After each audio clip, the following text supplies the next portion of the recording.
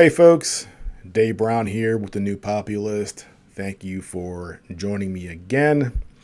We just had this big attack by Ukraine and Russia where they snuck in these drones that hit several Russian airfields and destroyed several planes. How many, we're not sure.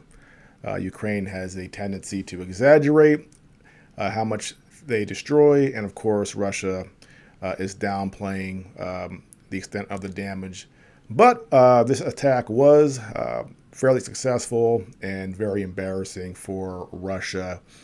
And the pro-Ukraine side, the NAFO side, they are very, very excited. I mean, some of these guys need to go into a dark room and not take care of themselves. They're so excited. But this is just what happens every, it seems, few months. Ukraine has some sort of attack that does some level of damage to Russia. It gets everyone excited, but it doesn't fundamentally change the direction of the war. And with these drones, it's not just Russia that can be hurt. In the future, in other wars, these drones are going to be a big deal. You look at the U.S.-Mexico border, if we had terrorists that were motivated, they could either make these drones in the United States or sneak them across the border and attack targets in the U.S. So don't be surprised if sometime in the future, in the next several years, that there are terrorist attacks in the United States by drones. Of course, we're also assuming that they are real terrorists and not some sort of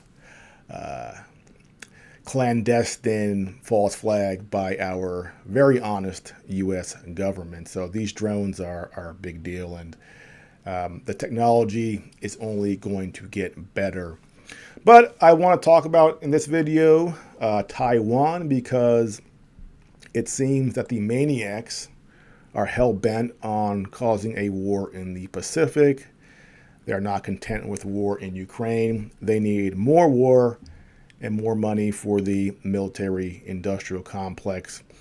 And if you ever wonder why someone like Lindsey Graham can persist despite the fact that he's a complete idiot, well, his state, South Carolina, has a lot of defense contractors. And from that perspective, he is great for South Carolina. If you work in the defense industry down there, you're doing very well. You got a big house and several cars, because Lindsey Graham is getting war all across the world. And next, they are looking at Taiwan. So, what is going on in Taiwan? From Newsweek, we have this article here. China has warned the U.S. of its first red line that cannot be crossed after a report that President Donald Trump intends to increase arms sales to Taiwan. Now, I don't like the use of the word red line because we hear that a lot. Putin had several red lines that were all crossed, and he really didn't do anything to respond to them. So China using the word red line, are they going to do something? If not, saying it that there's a red line that was crossed with no response just emboldens the West more. So if you're not going to have a response, don't say that a red line has been crossed. Continuing, the Trump administration will lift weapon sales to Taiwan to higher levels than during his first administration, Reuters reported, citing U.S. officials to put more military pressure on Beijing and to help deter a Chinese invasion of the island. The news comes amid escalating U.S.-China tensions over the revocation of student visas and stalled trade talks, which had initially been greeted with relief when sky-high tariffs between the two were suspended. The Taiwan question is at the core of China's core interest and the first red line that cannot be crossed in China-U.S. relations. Lin Jian, spokesman for the Chinese Foreign Ministry, said at a press briefing on Friday, China firmly opposes the U.S. arms sales to China's Taiwan region, urges the U.S. to abide by the One China principle and the 3 China-U.S. joint communiques, especially the August 17th communique of 1982. Now, China brings up these communiques, and the U.S. public really knows nothing about them. And the U.S. press, CBS, NBC, the mainstream media, they're not going to enlighten the U.S. public because they don't want us to know why China's annoyed and what they're talking about. And in these communiques, we essentially, the U.S. and China, it's not an official agreement, but sort of an unofficial way that both countries are viewing the situation. And in the agreements, China says that Taiwan is part of China. The U.S. recognizes that. And although we sell the Taiwan arms, we say that over time we're going to wind it down and not escalate. But of course, we are doing the opposite. And we would claim that we're doing it because China is being aggressive in that region with their military exercises. So both sides have their excuses for why they're doing what they're doing. And, Trump, why is he doing this? I don't know. I don't think he wants to make things worse, but he is being pushed probably by Marco Rubio and, of course, the military industrial complex in general. So apparently they want to increase arms sales to Taiwan. And, of course, who supports this? I talked about him last week. Our resident maniac, Mark Levin, who tweeted out, "Let's get Taiwan heavy weapons ASAP, including missiles that can reach Red China's largest cities." Fantastic, Mark. More war. You're supporting it in Ukraine, in Gaza, and now in Taiwan. 3 different parts of the world. And Mark Levin claims to be America first and not a neocon. Again, this Mark Levin guy, I listened to him off and on for years, but if you scroll through his Twitter or his X account, do for like 10 minutes. Just scroll through his account and try to make the argument that this guy is not a complete maniac when it comes to foreign policy. I mean, absolutely bloodthirsty. But he is not the person I want to focus on in this video as far as Taiwan. I want to reference an article written by Simon Tisdale from The Guardian in the UK. This guy is also a complete and utter maniac. This article from 5 days ago. Trump doesn't know how to deal with China. His cowardice only makes war with Taiwan more likely. And I get somewhat annoyed when we have other countries, in this case, that's the UK, he's from the UK, telling the U.S. how we're supposed to operate our foreign policy when it doesn't involve them. Everyone has an opinion on what the U.S. should do, the UK, France, Germany, but they themselves aren't the ones that have to fight the war in the Pacific. We do, yet they want to tell us what we should do. So there's one part from this article I want to read, one small paragraph to show you how much of a maniac this guy is. And he says here, Trump doesn't want a war in East Asia, and Beijing knows it. Is he supposed to want a war in East Asia? Is that what he's supposed to want? It also rightly suspects that, like bullies everywhere, his aggressive bluster conceals a coward's weakness. He refuses to fight for Ukraine, a core Western interest, and kowtows to Russian aggression. He's terrified Israel will start full-scale wars with Iran and Syria, drawing in the U.S. His policies are driven by self-interest, money, and fear, not principles, treaties, or laws. As if we in the West, that's what we're motivated by. Principles, treaties, and laws. We're the good guys. We don't break the law. We do what's right.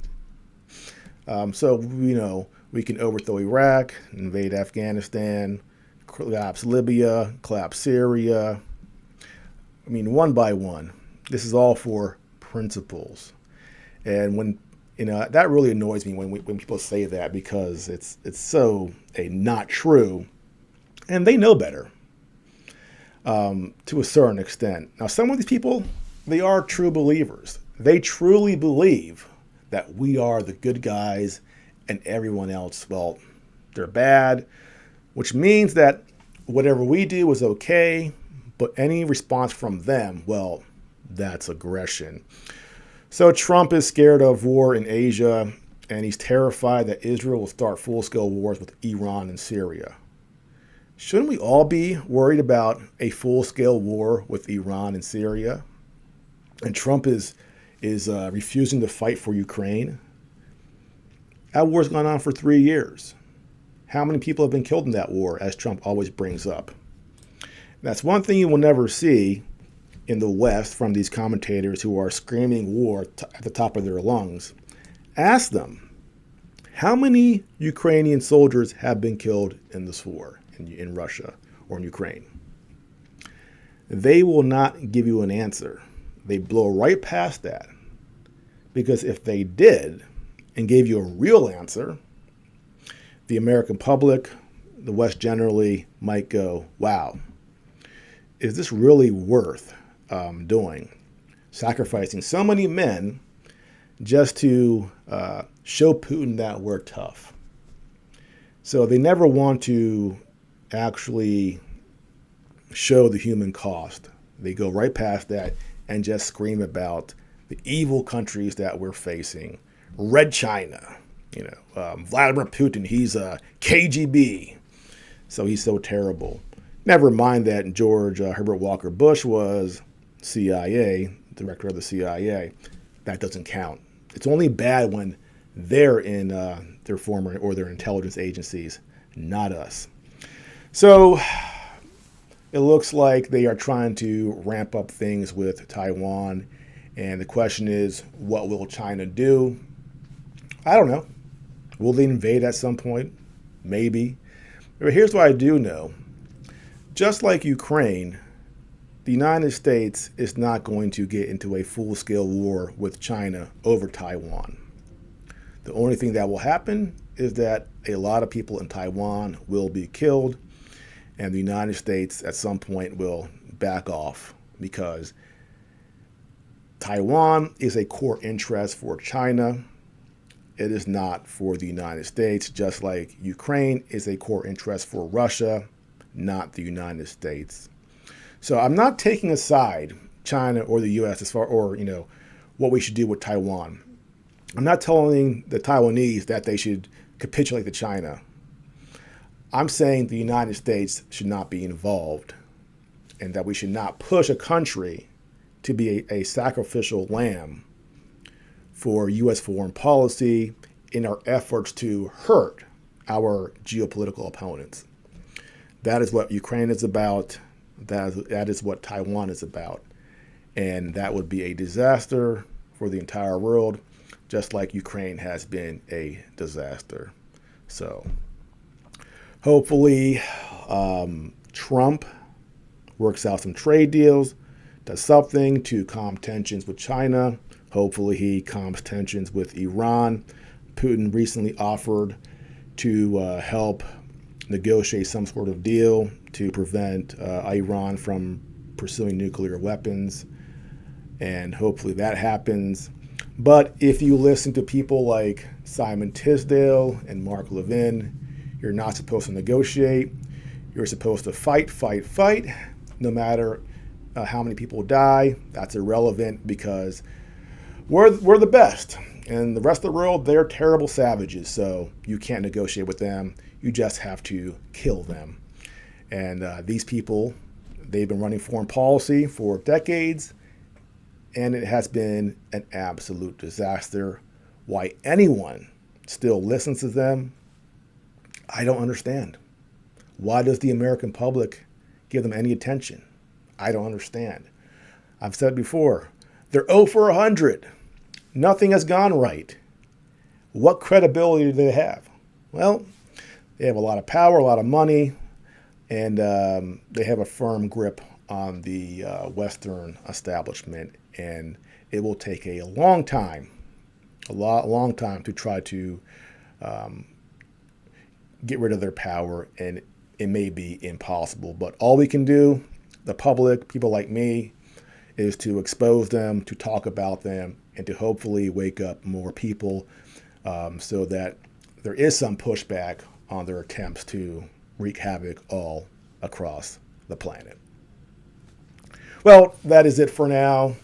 If you are new to my channel, like and subscribe, and I will see you next time.